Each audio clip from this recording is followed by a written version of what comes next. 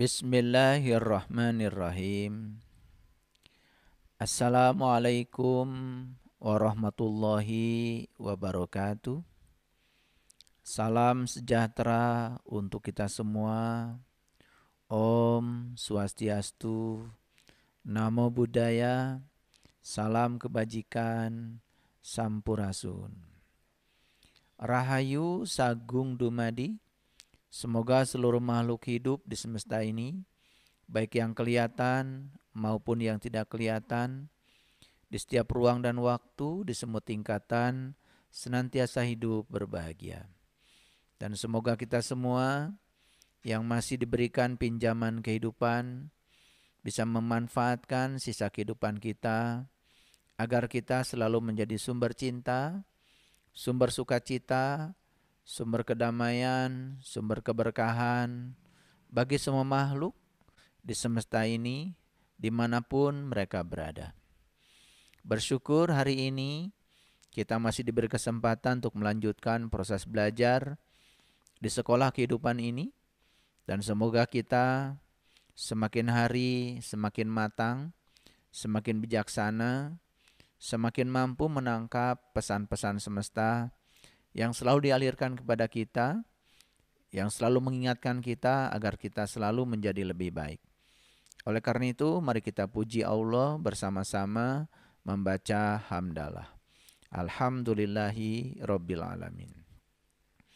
Mari kita awali proses belajar ini bersama-sama menyertakan kehadirannya. Kita hadir di sini saat ini sekarang. Kita rasakan sang hidup yang ada pada diri kita, yang sebentar lagi akan membimbing kita dari dalam diri kita. Oleh karenanya, semoga ilmu yang kita dapat menjadi berkah, menjadi syafaat, yang dapat menyelamatkan kehidupan kita lahir batin. Oleh karenanya, mari kita sapa asma Allah dengan kelembutan dan cinta, seraya membaca basmalah. Bismillahirrahmanirrahim. Tidak terasa kita sudah memasuki episode yang ke-6 dari seri Hidup yang Menakjubkan. Perjalanan kita dari episode yang pertama, yang kedua, yang ketiga, yang keempat, sampai yang kelima.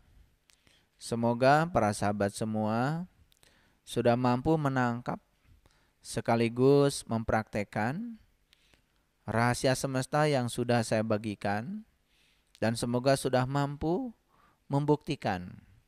Karena yang namanya ilmu itu harus melewati 5 tingkatan. Yang pertama harus niti harti. Niti harti artinya ilmu itu harus bisa dimengerti. Yang kedua niti surti. Ilmu itu harus dipahami. Bukan sekedar mengerti, tetapi kita pun harus paham. Dan tentu saja yang namanya paham bukan menghafalkan apa yang disampaikan orang lewat telinga kita, kemudian direkam lewat memori kita. Paham itu harus melewati pengalaman kita. Malam yazuk lam ya'rib.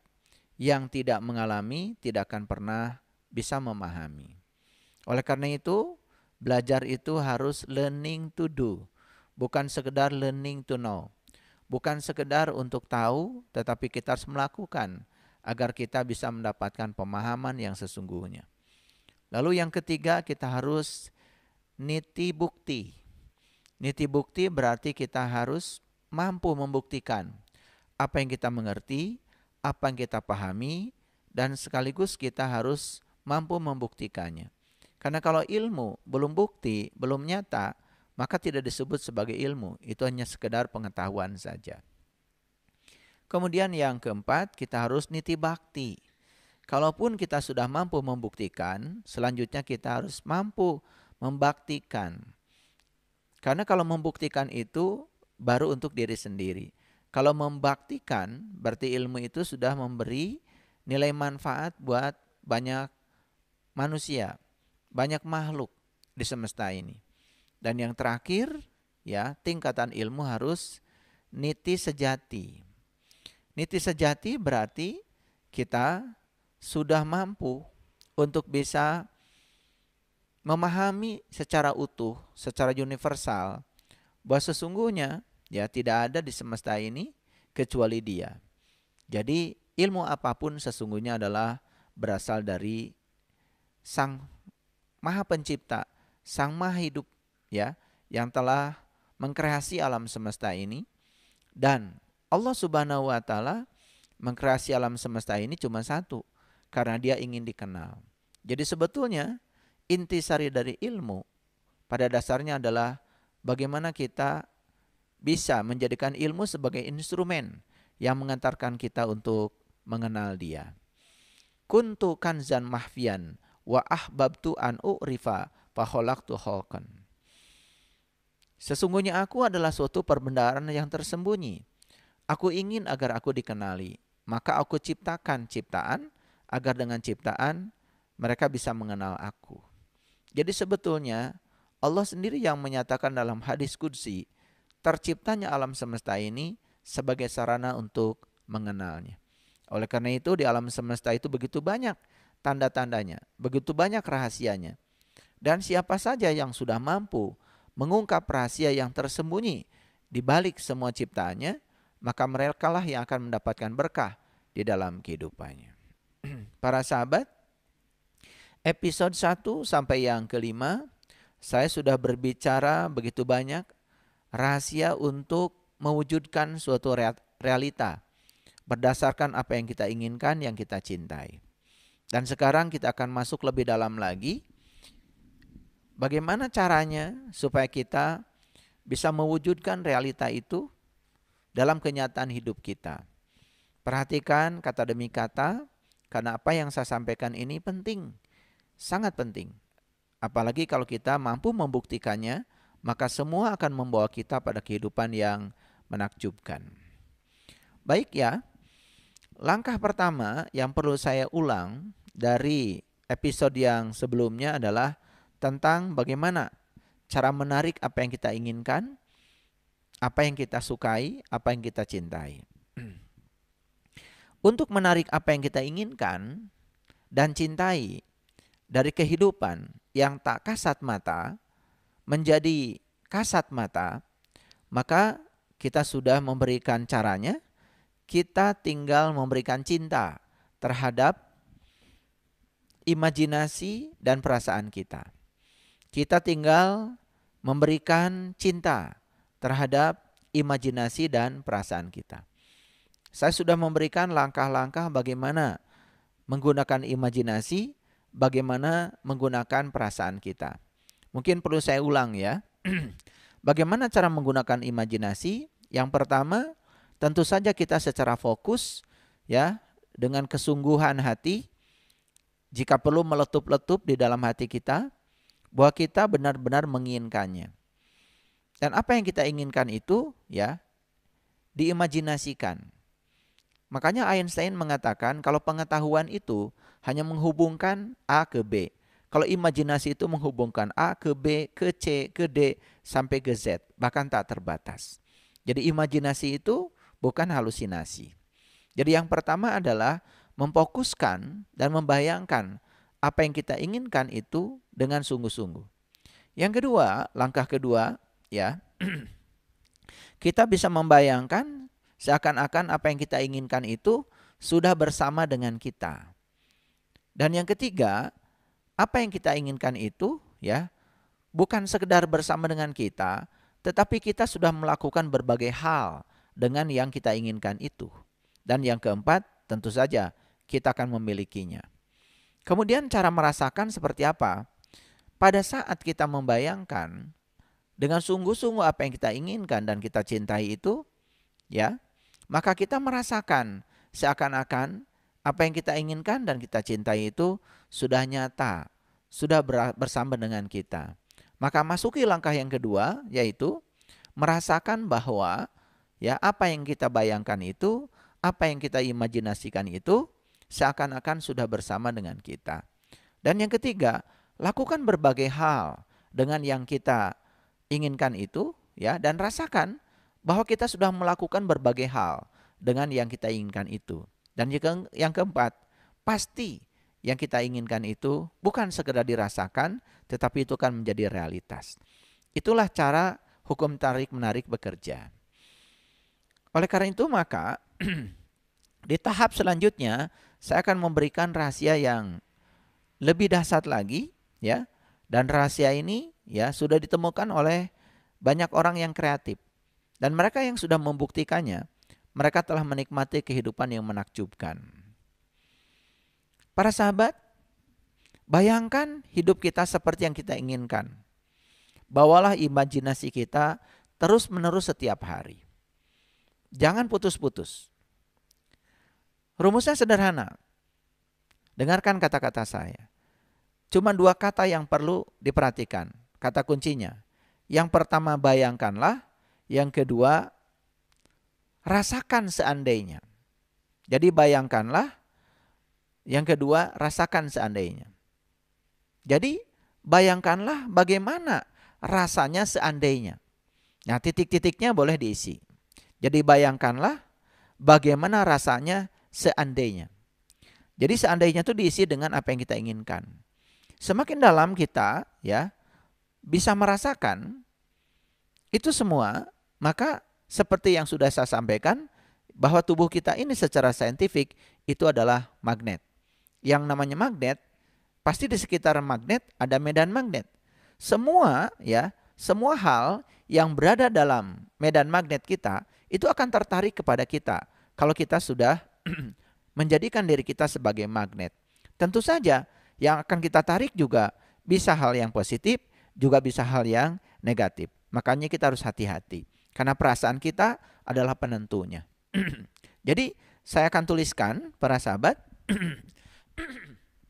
Rumusnya adalah sederhana. Jadi di sini ya, bayangkanlah bagaimana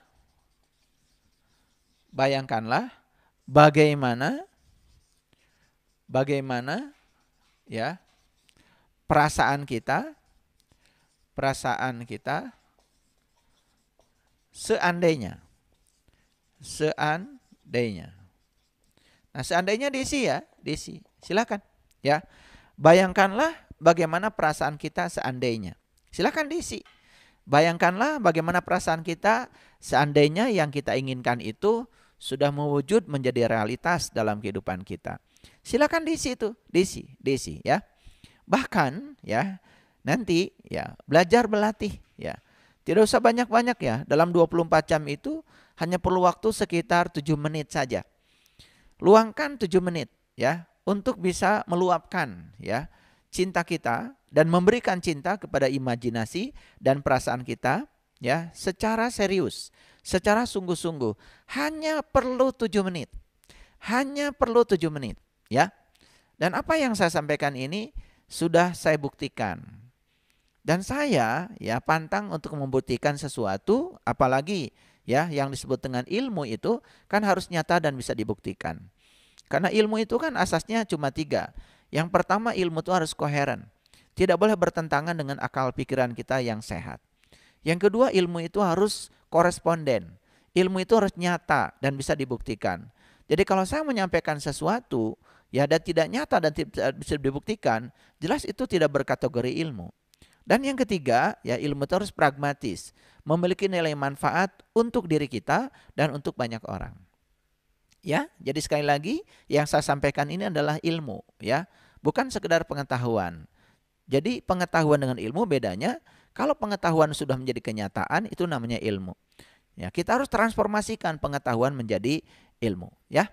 Jadi rumusnya adalah bayangkanlah bagaimana perasaan kita seandainya. Seandainya silahkan diisi oleh para sahabat sekalian. Nah, ketika meluangkan waktu 7 menit itu saja ya. Fokuskan ke sana.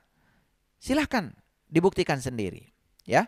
Nah, saya mengambil satu pernyataan dari pemenang hadiah Nobel. Ya, ini pemenang hadiah Nobel bidang fisika. Namanya Werner Heisenberg. Jadi kalau orang fisika ya, yang pernah belajar fisika kuantum, pelajar fisika atom, fisika inti, pasti bakal mengenal nama ini. Werner Heisenberg. Ya, beliau juga pemenang hadiah Nobel.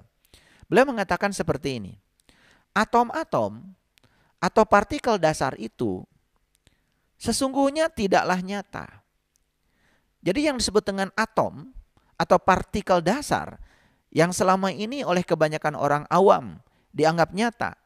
Bahkan Werner Heisenberg sendiri mengatakan atom-atom atau partikel-partikel dasar itu sesungguhnya tidak nyata. Mereka membentuk alam potensi atau disebut dengan alam kemungkinan. Makanya di kajian yang sebelumnya saya sudah menyampaikan, begitu kita berada di tataran ruang dan waktu, maka hukum kausalitas berlaku, yaitu hukum sebab akibat. Begitu kita memasuki tataran yang melampaui ruang dan waktu, yang saya sebut dimensi kelima, maka kita bisa menciptakan yang namanya hukum akibat sebab. Dan di situ berlaku yang namanya probability, ya. Semua kemungkinan masih mungkin terjadi. Makanya Werner Heisenberg mengatakan, jadi yang namanya atom atau partikel dasar itu sendiri itu tidak nyata. Mereka itu membentuk potensi atau kemungkinan.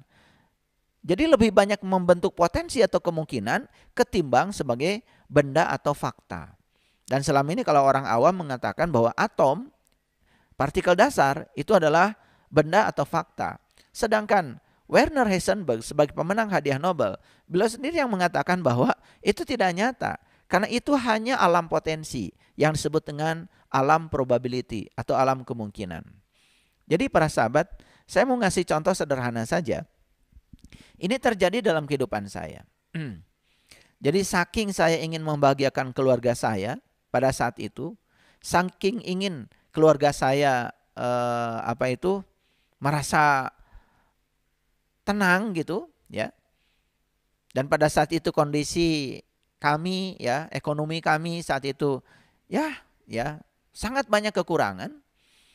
Maka ketika saya belum selesai kuliah, saya itu setiap hari selalu membayangkan bahwa saya itu sudah menjadi dosen, saya sudah menjadi pegawai, saya sudah mendapatkan gaji. Saya selalu begitu ya. Bahkan secara tidak sengaja saya sering membicarakan pada ibu saya, nanti saya akan jadi dosen, saya akan jadi PNS, saya akan jadi pegawai. Itu saya tidak berbohong karena saya cuma mengatakan seperti itu, ya. Dan ternyata alhamdulillah saya lulus di waktu yang tepat. Sehingga ketika kelulusan terjadi pada diri saya, saat itu saya mendapatkan kesempatan untuk mengikuti tes. Ya begitu mudahnya. Dalam waktu singkat saya bisa diangkat menjadi seperti yang saya mau. Nah itu hal yang kecil. Dan kalau saya tidak membayangkannya, kalau saya tidak merasakannya, tentu saja itu tidak akan menjadi kenyataan dalam kehidupan saya. Nah ini hal yang sangat sederhana sebetulnya. Dan saya mengulang ini bukan saya ingin menyombongkan diri saya, tetapi saat itu betul-betul saya merasakan itu. Ya, betul-betul saat itu saya membayangkan itu. Dan ternyata begitu mudah dan menjadi kenyataan. Jadi sesuai dengan hukum yang sudah saya sampaikan, karena tubuh kita adalah magnet, maka di sekitar magnet pasti ada medan magnet. Jadi apapun yang berada di sekitar medan magnet itu akan tertarik ke dalam magnet. Jadi oleh itu maka tugas kita sekarang adalah meluaskan medan magnet kita. Bukan sekedar meluaskan, tetapi menguatkan medan magnet kita. Supaya apa? Supaya semua benda-benda yang berada dalam medan magnet itu, kalau medan magnet kita kuat, itu akan mudah tertarik. Dan itu semua tergantung kepada kita. Kuncinya cuma dua, imajinasi dan perasaan kita. Nah oleh karena itu maka kita harus mendukung diri kita sendiri, ya. Jadi kalau kita tidak bisa mendukung diri kita sendiri, kita tidak mempercayai diri kita sendiri, kita menyatakan diri kita tidak layak, itu sudah hambatan untuk merealisasikan apa yang kita inginkan, ya. Oleh karena itu maka setiap kali kita membiarkan diri kita memikirkan apa yang dipicu, dipicu. Pemicunya bisa orang lain bisa seseorang, bisa sesuatu, bisa suatu keadaan. Hati-hati ya. Berarti kita menjadi apa yang kita inginkan. Jadi begitu kita membiarkan diri kita dipicu oleh seseorang, sesuatu, keadaan, atau apapun, itu artinya kita akan menjadi apa yang kita pikirkan. Nah, oleh karena itu maka kita harus bisa mengendalikan diri kita. Masih ingat ya kajian yang sebelumnya. Jangan berada dalam kendali otomatis perasaan. Begitu kita mendapati situasi yang buruk, maka perasaan kita buruk, sebetulnya perasaan buruk kita itu secara otomatis diizinkan menjadi buruk. Itu karena apa? Karena kita tidak punya kendali dengan perasaan kita. Padahal sebetulnya kita sedang menguatkan situasi yang buruk itu. Maka keadaan akan semakin buruk. Makanya jangan terlibat, jangan biarkan kendali otomatis mengendalikan kita. Ya. Jadi rumusnya sederhana. Apapun situasi di luar, jaga supaya perasaan kita tetap positif. Jaga supaya perasaan kita tetap baik. Karena kalau kita membiarkan kendali otomatis bekerja, ketika situasi di luar buruk, kemudian perasaan kita pun menjadi buruk, maka kita telah membangun kekuatan medan magnet di sekitar kita untuk menarik yang buruk. Seperti itu hukum tarik-menarik bekerja. Ini benar-benar rahasia semesta yang harus ya para sahabat ketahui. Ya. Nah, kita selama ini banyak sekali tidak menuruti keinginan kita. Atau kita ya menjadi keinginan pinjaman. Kenapa? Karena kita membiarkan kendali otomatis kita dikendalikan oleh situasi di luar. Nah, ketika kita belum bisa mengendalikan perasaan kita, maka selama itu pula ya kita selalu ya menjadi keinginan pinjaman. Saya sebut keinginan pinjaman saja karena kita tidak menjadi diri kita sendiri. Artinya apa yang kita inginkan tidak menjadi kenyataan. Kenapa? Karena kita lebih banyak terpengaruh oleh yang memicu di luar diri kita. Bisa seseorang, bisa sesuatu, atau bisa keadaan. Ini kuncinya para sahabat. Kuncinya adalah kendalikan perasaan kita. Ya, seburuk apapun situasi di luar, jangan sampai perasaan kita terjebak oleh situasi itu. Jangan terjebak oleh kendali otomatis. Ya, di kajian sebelumnya sudah saya sampaikan. Ini hanya mereview saja beberapa hal penting untuk bekal dalam masuk pada kajian episode yang ke-6. Nah, jadi proses penciptaan itu jelas harus ada pendukungnya. Ketika kita menggunakan proses penciptaan itu dengan pikiran dan perasaan kita, ya, usahakan tidak mempertentangkan keinginan kita dengan tindakan sehari-hari. Dan sebagai gantinya gunakan berbagai benda di sekitar kita sebagai properti agar kita merasakan seolah-olah apa yang kita ciptakan dalam proses penciptaan itu sudah kita miliki. Contoh sederhana. Ya. Misalnya begini, ya. Ada sahabat yang sampai hari ini belum punya pasangan. Ya, tidak ada salahnya ya kalau ya membuat tempat tidur ya dan membayangkan memberi ruang untuk pasangan kita. Jadi kalau kita menginginkan pasangan tapi beli tempat tidurnya single hanya untuk kita sendiri, itu namanya ya keinginan kita tuh sedang dipertentangkan dengan kehidupan sehari-hari kita. Harusnya kan beli kasurnya yang double dong, ya. Double. Bahkan ya, orang-orang yang sudah mencapai pengalaman ini, tidurnya pun tidak boleh. Setelah beli kasur yang double, tidurnya jangan di tengah. Tidurnya harus di pinggir. Jadi merasakan seolah-olah pasangan yang diidamkan itu sudah berada bersama kita. Seperti itu ya. Nah, sama yang lain. Misalnya kalau kita bikin rumah, ya tentu saja kita harus visioner ya. Kalau kita menginginkan mobil, ya bikin rumah harus ada garasinya. Kalau bikin rumah sudah tidak ada garasinya, berarti antara keinginan kita bertentangan dengan keseharian kita. Harusnya itu ada space ya buat mobil kita, walaupun mobilnya belum ada. Tetapi dengan begitu kita sudah menciptakan ruang. Sama ya kalau kita ingin ya baju-baju bagus yang branded, misalkan saya sudah melakukannya ya. Saya beli lemari yang besar dan saya berikan space ya untuk ini t-shirt saya yang bagus, ini adalah celana-celana saya yang saya idamkan gitu. Walaupun saat itu belum ada isinya, tetapi kita sudah visioner. Artinya ya keinginan kita tidak dipertentangkan dengan keseharian kita. Ini hal yang sederhana para sahabat. Hal yang sangat sederhana ya gitu. Jadi Untuk yang ingin pasangan, ya tentu saja beli kasurnya yang double, ya, yang double, yang double. Dan tidurnya pun jangan di tengah. Kalau di tengah itu kan sedang meniadakan yang lain, ya. Tidurnya pun harus di pinggir, ya. Merasakan seakan-akan pasangan kita sudah hadir. Nah, itu kelihatan sangat sepele, tetapi ini sangat mendukung. Nah, ini yang disebut dengan cara mendukung proses penciptaan, ya. Nah, bahkan kelima indera kita ini sebetulnya ini semacam properti, ya. Properti untuk membantu merasakan, ya, seakan-akan yang kita imajinasikan itu sudah kita miliki, ya. Ya, misalkan dengan tangan kita kan bisa merasakan, ya, dengan kulit kita bisa merasakan apa yang yang kita inginkan itu seakan-akan sudah terjadi, ya.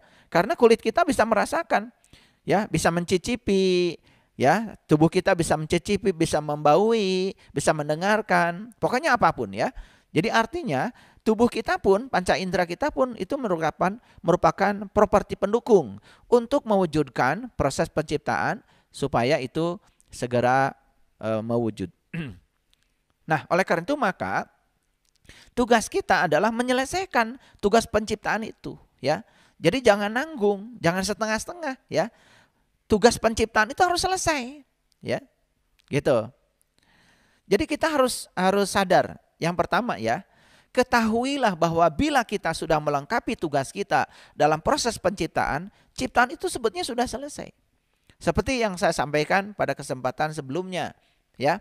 5.000 tahun yang lalu, ya, orang membuat imajinasi, ya, tentang kehidupan yang akan datang. Ternyata apa yang diimajinasikan mereka 5.000 tahun yang lalu sekarang kan sudah jadi kenyataan. Itu artinya 5.000 tahun yang lalu, ya, apa yang mereka imajinasikan itu sudah ada. Sudah ada. Karena apa? Hukum tarik-menarik itu tidak mengenal besar atau kecil yang kita imajinasikan dan tidak mengenal waktu. Tidak mengenal waktu, ya, tidak mengenal waktu.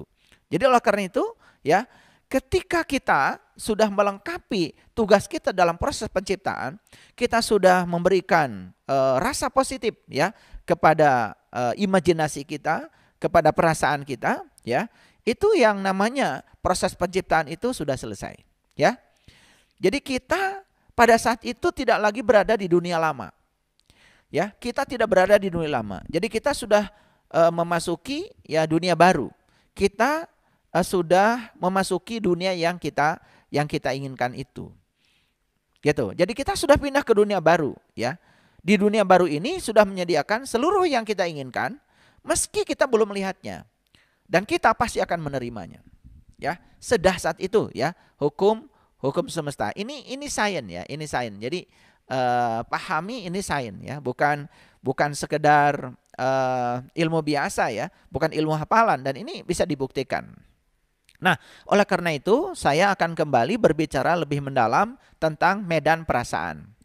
Jadi kalau saya berbicara medan, ya, medan magnet, kalau ini ada magnet, maka di sekitarnya ada medan. Ya, daerah di mana di situ masih ada pengaruh magnet disebut medan. Sama, ya, kalau di sini ada benda bermuatan listrik, di sekitarnya juga ada yang namanya medan listrik. Jadi medan listrik itu adalah daerah di mana di daerah itu masih dirasakan ada efek-efek kelistrikan. Seperti itu yang namanya medan. Nah, ini medan perasaan. Nah, medan perasaan berarti, ya, perasaan kita itu sebetulnya membentuk medan, ya, membentuk medan. Dan perasaan kita itu bisa mengendalikan semua, ya, karena itu berbentuk medan. Jadi yang pertama berkenaan dengan medan perasaan. Ingat, ya, ketika perasaan kita nih bertentangan dengan keinginan kita, maka yang akan jadi pemenangnya itu pasti perasaan. Ulangi, ya, jika perasaan kita bertentangan dengan keinginan kita, yang akan jadi pemenangnya itu bukan keinginan kita, perasaan kita. Oleh itu maka keinginan dengan perasaan itu harus selaras. Ketika perasaan kita bertentangan dengan keinginan kita, yang akan terjadi bukan yang kita inginkan, tetapi yang akan terjadi apa? Yang kita rasakan. Karena perasaan pemenangnya. Ya. Yang kedua, ya, pahami, ya, secara ilmiah, ketika kita memberikan cinta kepada perasaan baik, maka perasaan kita menciptakan medan yang melingkupi diri kita secara menyeluruh. Hal inilah yang menarik segala sesuatu ke dalam kehidupan kita. Jadi ketika kita memberikan cinta kepada perasaan baik kita, maka perasaan ini membentuk medan. Membentuk medan. Artinya semua hal yang berada dalam medan yang dibentuk oleh kita, itu akan tertarik kepada kita. Itu hukum yang kedua. Kemudian yang ketiga, ya, setiap kita mengungkapkan rasa cinta, ya, melalui perasaan atau melalui kata-kata atau melalui tindakan, sebetulnya kita sedang menambahkan cinta ke medan di sekitar kita. Sehingga medan cinta kita semakin luas dan semakin kuat. Ya. Jadi seperti medan magnet sama, ya. Kalau medan magnetnya itu lemah, ya, maka jangkauan dari medan magnet itu menjadi sempit. Nah, tugas kita adalah meluaskan, ya, medan perasaan kita, juga menguatkan medan perasaan kita. Bukan sekedar luas, tapi juga kuat. Nah, bagaimana caranya? Caranya sederhana. Kita terus-menerus, ya, mengungkapkan rasa cinta melalui perasaan, melalui kata-kata, melalui tindakan. Nah, ingat ya, cinta yang saya maksud sekali lagi bukan rasa perasaan, tetapi kekuatan positif, ya. Kita selalu menginpuskan kekuatan positif. Makanya ada cinta, ada ketiadaan cinta. Cuma dua saja, ya. Cinta itu kekuatan positif, begitu kita dikendalikan oleh, ya, kekuatan negatif, berarti di situ sedang mengalami ketiadaan cinta. Ya, nanti saya akan berikan simulasi yang lebih jelas, ya, yang lebih jelas. Nanti saya akan berikan simulasinya, ya. Jadi apapun yang ada dalam medan magnet kita akan ditarik. Ketika daya magnet kita begitu positif, begitu kuat, maka hal-hal yang menyenangkan secepat kilat akan muncul. Jadi tergantung medan perasaan kita, apakah luas, apakah kuat. Kalau medan perasaan kita itu luas dan kuat, ya, maka itu yang akan tertarik. Tetapi hati-hati, ya, luasnya negatif, kuatnya negatif, atau luasnya positif, kuatnya positif. Tentu saja kalau kita ingin menarik hal yang kita inginkan, hal yang kita cintai, yang harus kita luaskan dan kuatkan, itu adalah medan perasaan yang dibangun oleh rasa cinta yang diinpuskan ke dalam perasaan kita. Ya, itu. Jadi lewat kemampuan kita memikirkan, merasakan, kita akan memiliki kuasa atas seluruh penciptaan. Tidak ada yang besar atau kecil bagi hukum tarik-menarik. Tidak ada konsep waktu untuk hukum tarik-menarik. Tidak ada konsep waktu. Bahkan fisika kuantum mengatakan saat kita membayangkan sesuatu saat ini, sebetulnya yang kita bayangkan sudah ada saat ini juga. Sudah ada saat ini juga. Cuma belum tertarik aja ke dalam diri kita. Padahal itu sudah ada. Ya mungkin sederhana, ya. Saat kita membayangkan mobil, tentu saja mobil yang kita bayangkan, mobil yang pernah kita lihat. Dan mobil itu sudah ada di dealer kan sebetulnya. Hanya soal tempat. Tempatnya belum di rumah kita. Tetapi waktunya sekarang sudah ada. Di waktu ini sudah ada yang kita bayangkan itu. Ya, itu. Oke, ya, saya sudah berikan contoh yang sederhana. Ya, untuk membantu kita memiliki perspektif penciptaan yang tepat. Jadi kita harus memiliki perspektif penciptaan yang tepat. Seberapa besar pun keinginan kita, pikirkan saja. Bahkan jika perlu pikirkan keinginan yang besar itu hanya semacam bintik kecil saja. Maka apapun yang kita inginkan, anggap saja sebagai bintik kecil saja. Sebesar apapun itu. Karena hukum tarik-menarik tidak mengenal besar kecil, tidak mengenal soal waktu. Ya. Nah, cuman kita kadang-kadang sering, ya, dihantui oleh keraguan-raguan. Ingat, ya, keraguan-raguan adalah pengkhianat. Keraguan-raguan adalah pengkhianat. Dan keraguan-raguan itu yang akan membuat kita kehilangan kebaikan yang seringkali dapat kita menangkan. Jadi semua keinginan sebesar apapun hanya sebuah bintik, ya, dalam kekuatan cinta. Karena kekuatan cinta itu tanpa batas, sudah saya jelaskan, ya. Kekuatan positif itu tanpa batas, beda dengan kekuatan negatif, ya. Kekuatan negatif, ketiadaan cinta itu ada batasnya. Karena kadang-kadang, ya, orang, ya, justru di titik nadirnya, di batas terendahnya, dia mengalami kebangkitan. Tapi yang namanya kekuatan positif itu tidak ada batasnya. Tidak ada batasnya. Nah sekarang, bagaimana cara mengubah sesuatu yang negatif? Ini harus tahu ilmunya. Bagaimana cara mengubah sesuatu yang negatif?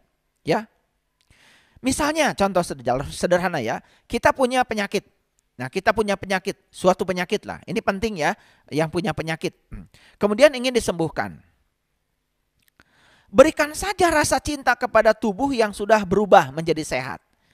Jadi caranya berikan rasa cinta kepada tubuh yang sudah berubah menjadi sehat. Jadi ketika kita sakit, jangan berfokus kepada penyakit kita, tetapi kita fokus kepada ya tubuh kita yang sudah sehat. Berikan rasa cinta. Artinya apa? Seperti tadi, ya, bayangkanlah bagaimana perasaan kita seandainya ketika kita sedang sakit, bayangkanlah bagaimana perasaan kita seandainya sehat. Jangan berfokus pada sakit. Karena kalau kita berfokus pada sakit, ini hukum tarik-menariknya berlaku. Artinya kita sedang menguatkan medan perasaan yang negatif itu. Makanya kita sudah sakit, kemudian semua yang datang kepada kita adalah potensi-potensi yang membuat kita semakin terjerembab dalam sakit itu. Nah, ini ya yang paling penting.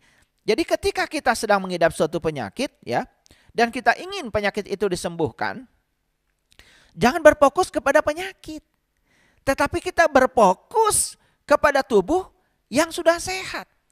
Jadi kita saat itu berfokus seakan-akan tubuh kita sudah sehat. Dan saya sudah membuktikannya. Ya, mohon maaf ya. Saya juga pernah sakit ya. Jadi saya pernah ketika saat itu saya berangkat membimbing umroh. Saya kaget ya. Karena apa? Baju ihram saya berdarah. Berdarah ya. Oh, ternyata ya saya ambeien ya, ambeien. Dan saya pada saat itu kemudian tidak ribut, tidak apa-apa. Kemudian saya ganti aja kain ihram saya. Tetapi saya terus menerus ya berfokus tidak kepada ambeien saya.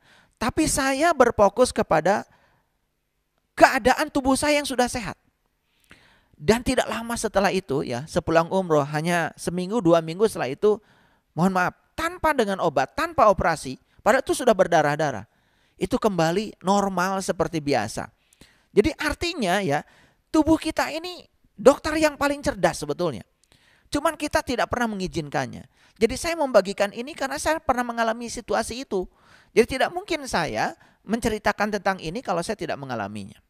Jadi sekali lagi ya, cara mengubah sesuatu yang negatif. Nah, ketika ada yang negatif dan kita mengubahnya, ya kita ingin mengubahnya, prosesnya sama saja. Ungkapkan rasa cinta dengan membayangkan dan merasakan yang kita inginkan. Kan kita tidak menginginkan sakit. Oleh karena itu jangan kita memberikan energi pada sakit. Kita harus memberikan energi pada sehat. Pada sehat, ya.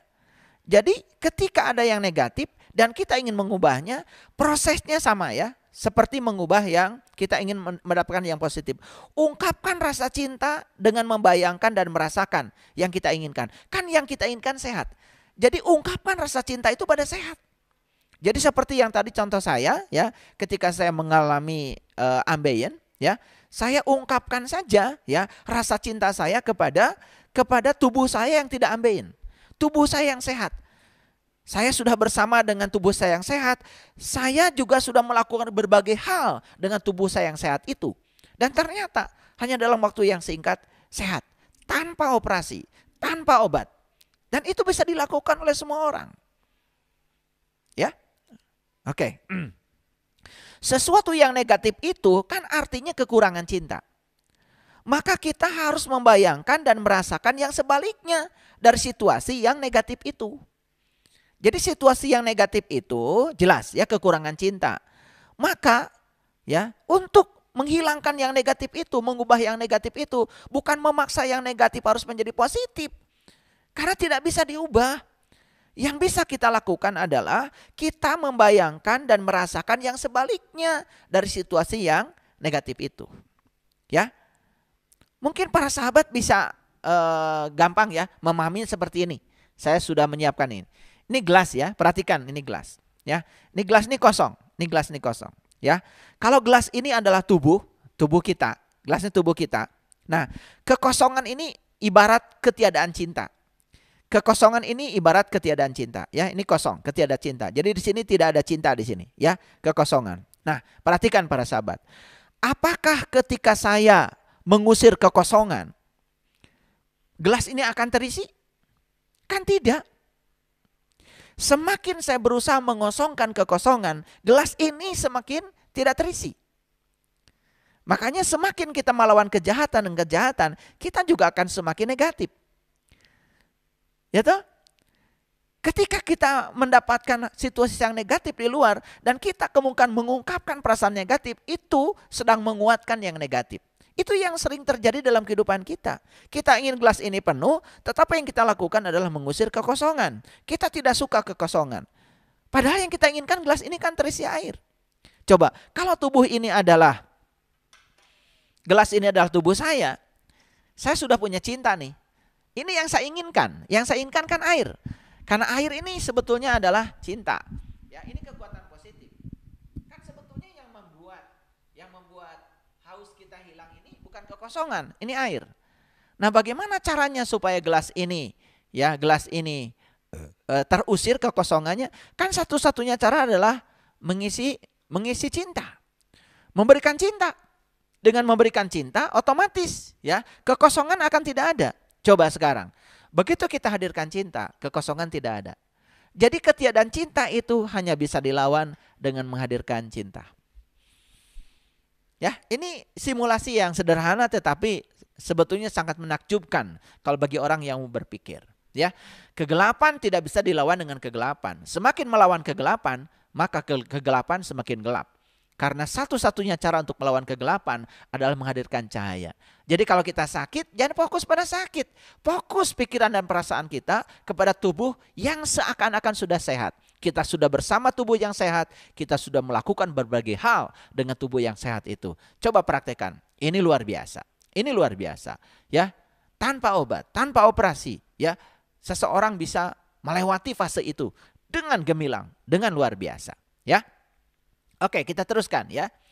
Jadi ketika kita menggunakan proses penciptaan untuk mengubah yang negatif, ingat, kita tidak harus mengubah yang negatif menjadi positif. Kita tidak usah mengubah yang negatif menjadi positif. Karena apa? Seperti tadi, kalau kekosongan itu negatif, kan kekosongan itu tidak usah diubah oleh kita. Tidak usah diubah menjadi yang positif. Cukup menghadirkan yang positif, maka yang negatif hilang. Cukup menghadirkan air, kekosongan tidak ada. Coba sekarang, kekosongan sudah tidak ada lagi karena kita menghadirkan air. Itu yang harusnya kita lakukan. Jadi kalau ada orang melemparkan obor ke rumah kita, tidak usah mengejar orang yang melemparkan obor itu. Biarkan saja, itu urusan dia dengan dirinya sendiri. Tapi yang paling penting kita padamkan api yang ada di rumah kita. Karena kalau kita mengejar orang yang melemparkan obor ke rumah kita kejar terus entah berapa jam sampai di rumah kita sudah terbakar habis. Nah, kita ini sering membiarkan rumah kita ini terbakar habis karena apa? Mencoba untuk keluar, bukan memadamkan apa yang di dalam. Oke ya, para sahabat sudah bisa menangkap pesan cintanya ya. Ini rahasia semesta yang luar biasa. Dan kalau kita melakukan ini luar biasa ya. Ini kekuatan positif. Baik ya.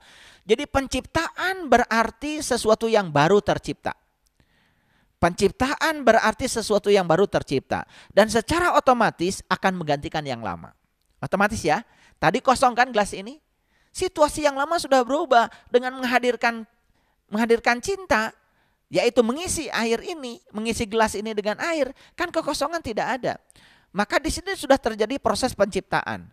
Sesuatu yang baru sudah tercipta. Dan yang baru tercipta, yang lama dengan otomatis tidak ada lagi. Jadi secara otomatis yang baru akan menggantikan yang lama. Kita tidak perlu memikirkan apa yang ingin kita rubah. Cukup mengungkapkan rasa cinta kepada yang kita inginkan. Maka kekuatan cinta akan menggantikan yang negatif itu. Itu cara mengubah yang negatif, para sahabat. Jadi tidak usah mengubah yang negatif menjadi positif. Hadirkan saja yang positif, yang negatif akan hilang dengan sendirinya. Ya. Perhatikan kata-kata saya karena ini sangat penting ya. Nah, jadi perasaan kita adalah dewa kita.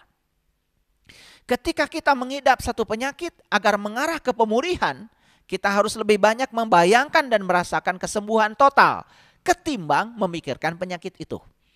Karena kesembuhan total yang kita inginkan kan, beri energi lebih banyak kesembuhan total daripada kita berfokus pada penyakit itu.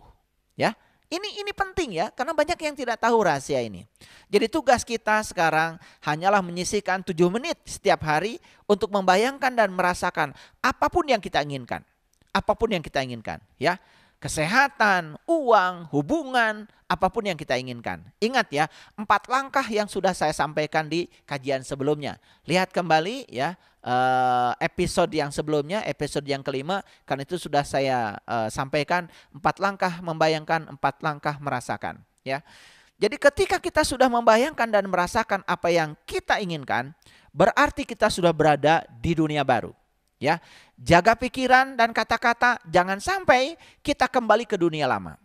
Karena kadang-kadang ini ya, pikiran dan kata-kata ini kalau tidak terjaga, lompat-lompat, lalu mengantarkan kita kepada dunia lama. Ya, katakan dengan berani bahwa saya sudah benar-benar pulih. Jadi ketika kita sedang sakit pun, katakan dengan berani bahwa saya sudah benar-benar pulih. Ketika kita sedang jatuh ekonomi kita, katakan saya sudah benar-benar bangkit. Daripada kita terus-menerus meratapi kejatuhan dengan menceritakan semua yang negatif yang kita rasakan pada banyak orang. Ingat, kita sedang membangun medan perasaan yang negatif. Bukan keluar dari situ, malah kita akan terus-menerus ya mendatangkan orang, situasi, kondisi dan sebagainya yang akan memperkokoh yang negatif itu. Ya, oke. Aku bertekad untuk merasa ceria dan bahagia setiap hari. Apapun situasi yang kuhadapi. Karena aku sudah belajar dari pengalaman bahwa bagian terbesar dari kebahagiaan atau kesengsaraan itu tergantung persetujuanku. Bukan pada keadaan-keadaan di sekelilingku. Jadi katakan kata-kata itu ya. Aku bertekad untuk merasa ceria. Aku bertekad untuk merasa bahagia setiap hari. Apapun situasi yang kuhadapi. Karena aku sudah belajar dari pengalaman bahwa bagian terbesar dari kebahagiaan atau kesengsaraan itu bergantung persetujuanku, bukan pada keadaan-keadaan di sekelilingku. Jadi sebetulnya ya, kesengsaraan dan kebahagiaan itu tergantung kita di dalam. Persetujuan kita dari dalam, bukan bergantung pada keadaan-keadaan yang ada di luar diri kita atau di sekeliling kita, ya. Nah, sekarang bagaimana cara menghapus perasaan buruk? Nah, ini kita sudah memiliki perasaan buruk ya, perasaan buruk. Bagaimana cara menghapusnya? Ini saya kasih tahu tekniknya yang luar biasa ya. Kita dapat mengubah apapun dalam hidup kita dengan mengubah perasaan kita. Namun dalam mengubah perasaan jangan coba-coba menghilangkan perasaan buruk. Sekali lagi, saya ulang. Kita dapat mengubah apapun dalam hidup kita dengan mengubah perasaan kita. Namun dalam mengubah perasaan jangan coba-coba menghilangkan perasaan buruk. Karena perasaan buruk hanyalah ketiadaan cinta. Curahkan saja rasa cinta. Jadi sekali lagi ya, jangan coba-coba menghilangkan perasaan buruk. Karena ketika kita coba-coba menghilangkan perasaan buruk, sama saja dengan kita coba-coba ingin mengusir kekosongan dengan cara mengosongkan kekosongan. Itu tidak akan pernah membuat gelas kita terisi. Padahal yang kita inginkan gelas ini terisi oleh air. Jadi ketika kita mengusir kekosongan dengan mengosongkan kekosongan, semakin kosong gelas ini. Jadi jangan coba-coba menghilangkan perasaan buruk. Nah, kita tidak perlu menghilangkan amarah. Kita tidak perlu menghilangkan kesedihan. Karena amarah, kesedihan akan lenyap bila cinta masuk. Daripada kita berusaha menghilangkan amarah, daripada kita berusaha menghilangkan kesedihan, kan lebih bagus kita menghadirkan cinta. Menghadirkan kekuatan positif. Kan daripada marah, lebih bagus kita memaafkan. Daripada menyalahkan, lebih bagus kita memahami. Kan dengan menghadirkan kekuatan positif, bukankah sebetulnya ya amarah, kesedihan itu hilang dengan sendirinya. Nah, kita selama ini salah kaprah. Karena apa? Ya, kita mencoba menghilangkan kemarahan, kita mencoba menghilangkan kesedihan. Ya. Padahal sebetulnya marah, sedih akan lenyap bila cinta masuk. Jadi tekniknya saja yang kita tidak tahu, rahasianya yang kita tidak tahu, ya. Jadi tidak ada yang harus kita gali dari dalam diri kita. Bila kita menumpahkan rasa cinta kepada diri kita, seluruh perasaan buruk akan lenyap seketika. Begitu saya menghadirkan air, kekosongan lenyap. Kan saya tidak usah melawan kekosongan. Ini penting para sahabat untuk diperhatikan, karena dalam prakteknya kita banyak yang tidak tahu. Dan saya sudah mempraktekkan setiap hari ya, saya mempraktekkan hal ini. Dan ternyata luar biasa, hidup itu menjadi sangat menakjubkan. Ya, kita merasa nyaman karena cinta. Dan kita merasa tidak nyaman karena ketiadaan cinta. Jadi saat kita mengalami ketidaknyamanan, jelas kita sedang mengalami ketiadaan cinta. Supaya nyaman, jangan melawan ketidaknyamanan. Cukup menghadirkan cinta, maka kita akan nyaman. Ya toh? Jadi tidak usah kita berfokus pada hal-hal yang buruk tadi, ya. Oke. Ya. Nah, ada analogi yang sangat menakjubkan, ya. Analogi yang sangat menakjubkan. Para sahabat, banyak sekali orang berusaha secara kreatif. Bagaimana sih caranya supaya kita tidak terjebak dengan perasaan buruk? Gini, ya. Ada yang mengumpamakan perasaan buruk itu seperti kuda liar. Bisa membayangkan ya kuda liar?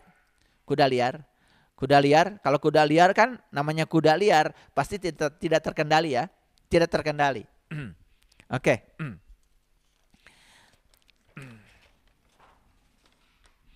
Jadi perasaan buruk, ini perasaan buruk.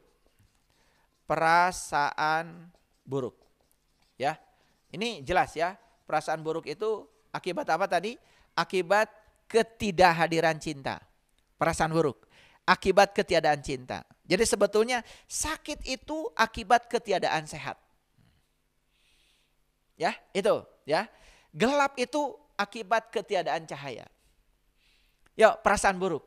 Nah, perasaan buruk ini ibarat kuda liar.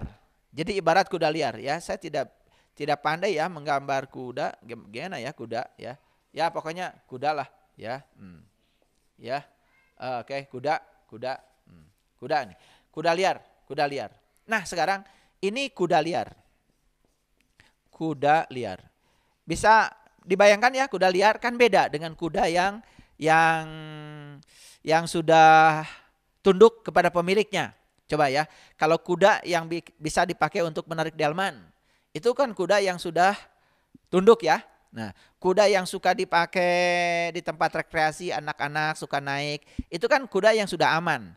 Itu kuda yang sudah terdidik ya. Bayangkan kuda liar. Bisa dibayangkan kuda liar ya, kuda liar. Kalau kuda liar ini dinaiki, bahaya enggak?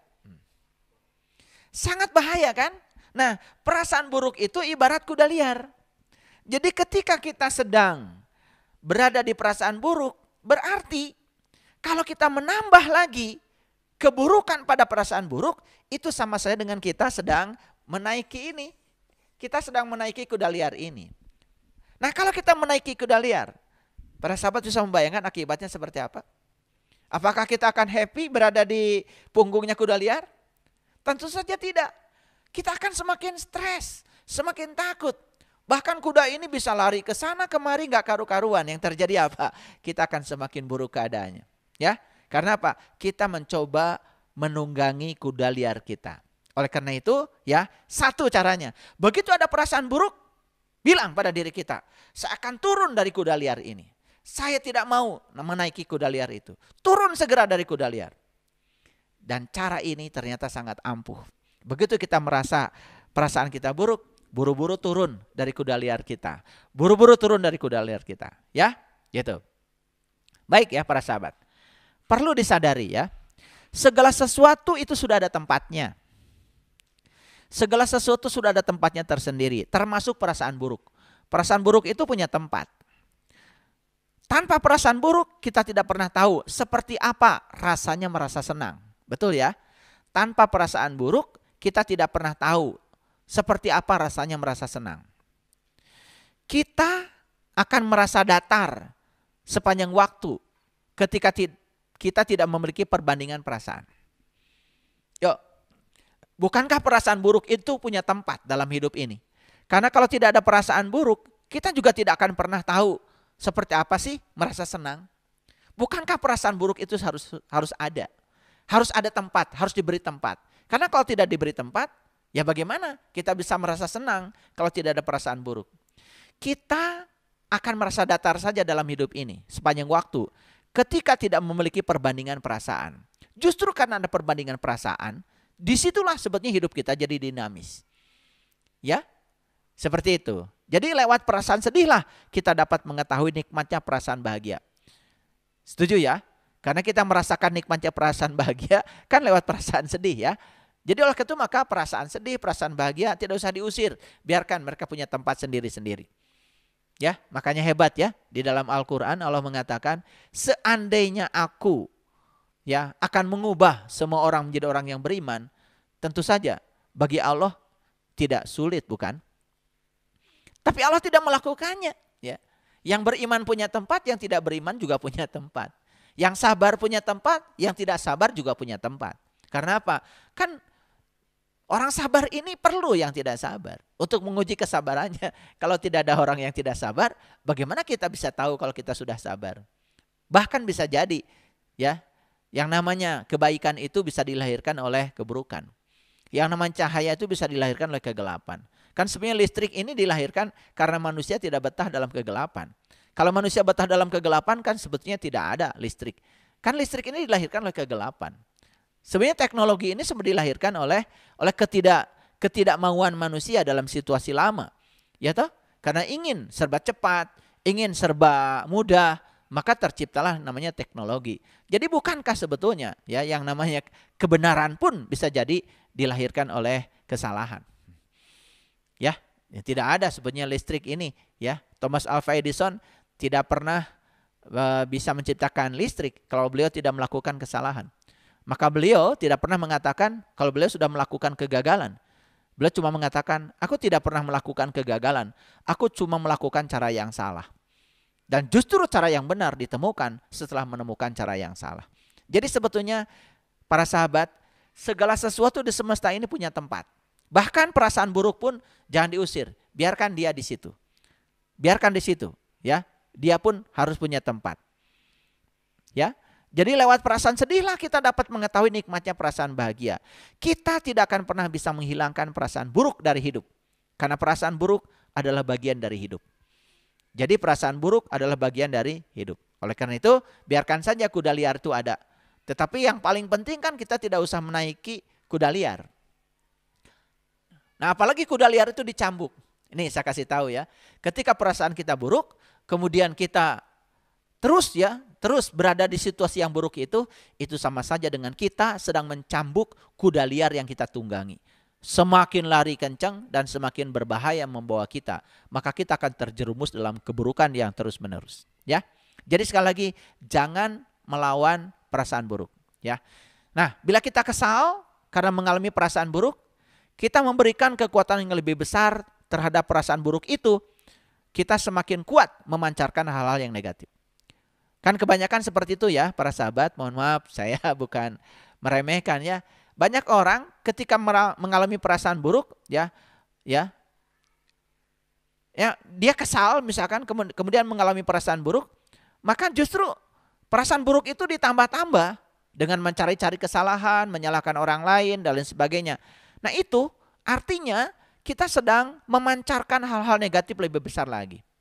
Jadi perasaan buruk tidak akan pernah mendatangkan kehidupan seperti yang kita inginkan.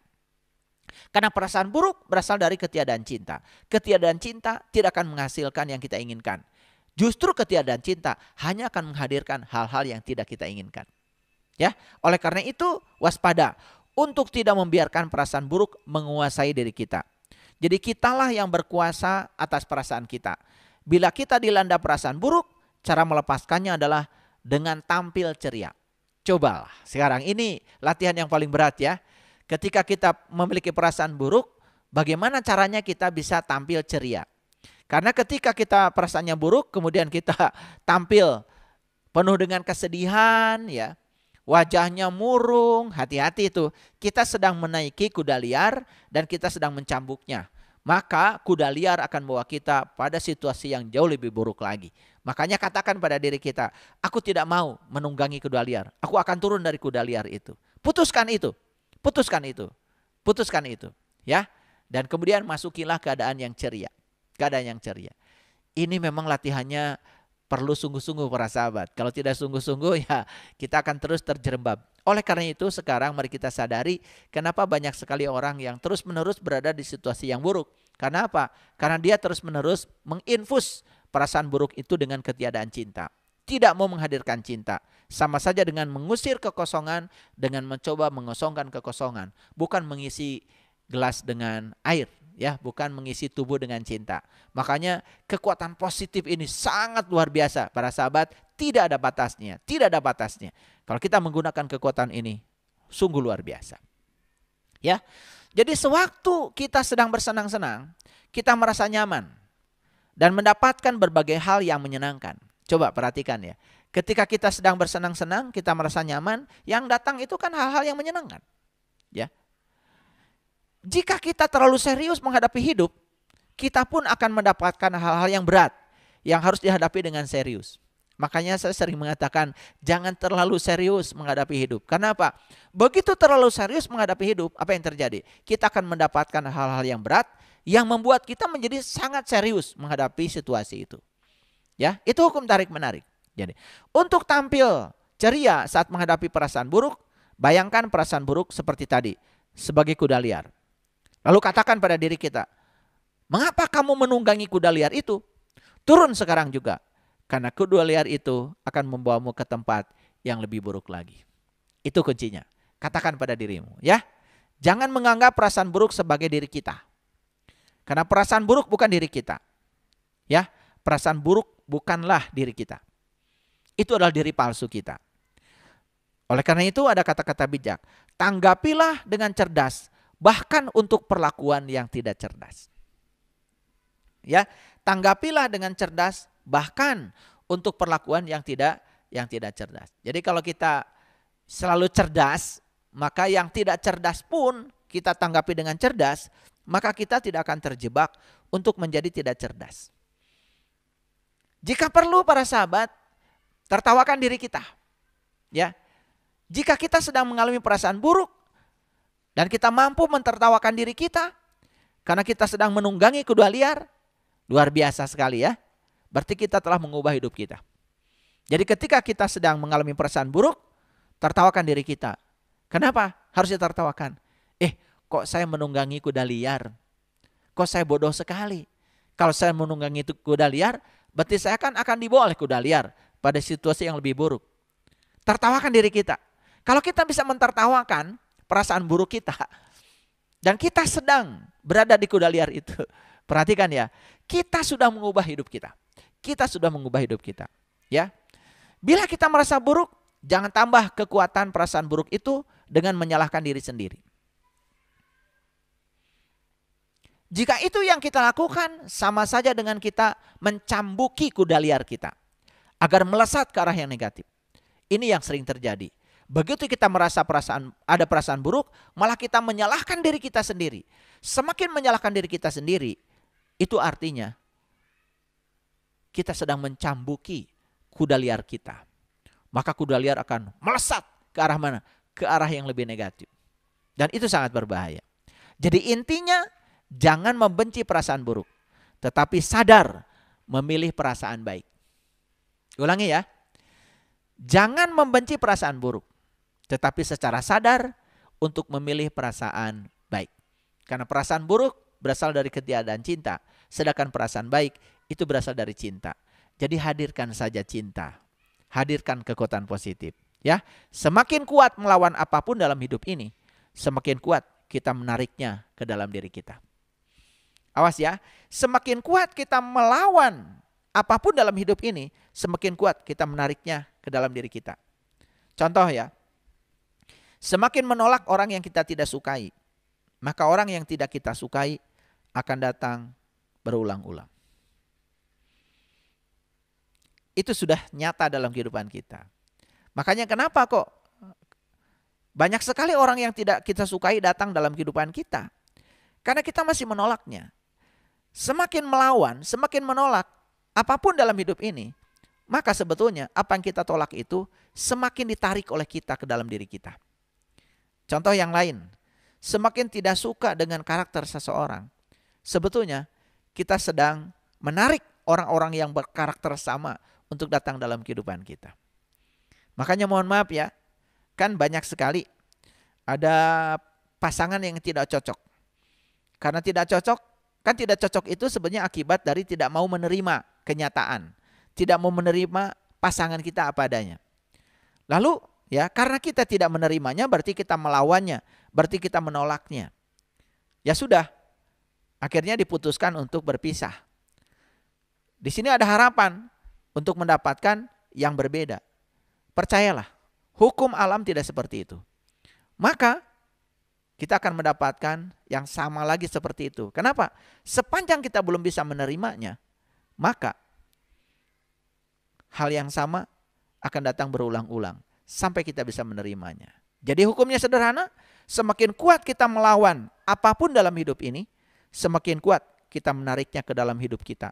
Semakin melawan perasaan buruk, maka kita pun sebetulnya sedang menarik perasaan buruk ke dalam kehidupan kita.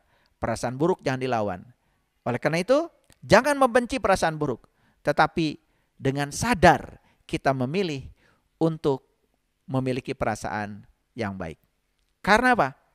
Ketiadaan cinta hanya bisa disembuhkan dengan cinta. Itulah para sahabat, episode yang ke-6. Saya sudah memberikan begitu banyak rahasia, ya, rahasia hidup yang bisa dipraktekkan. Dan semoga para sahabat yang sudah mendengarkan episode 1, 2, 3 sampai yang ke-6 ini, ya, para sahabat sudah bisa menemukan sedikit demi sedikit kehidupan itu ternyata mudah dan menyenangkan. Ternyata kehidupan itu bukan sulit dan penuh perjuangan, tapi kehidupan itu sungguh sangat menakjubkan. Jadi sebetulnya kondisi kehidupan kita hari ini, sebetulnya penciptanya adalah diri kita sendiri. Kita yang telah menarik semua hal dalam hidup ini. Karena Allah hanya sebagai Rob. Allah hanya sebagai fasilitator. Dia hanya sebagai sang keberadaan. Dia hanya sebagai sang kehadiran. Maka dalam hadis qudsi Allah menyatakan, aku bergantung sangkaan hambaku. Aku tidak akan mengubah nasib suatu kaum kalau dia sendiri tidak akan mengubahnya. Yuk kita ubah perasaan buruk kita dengan menghadirkan perasaan baik secara sadar sebanyak-banyaknya, maka kita akan menarik hal-hal baik dalam kehidupan kita. Terima kasih. Assalamualaikum warahmatullahi wabarakatuh.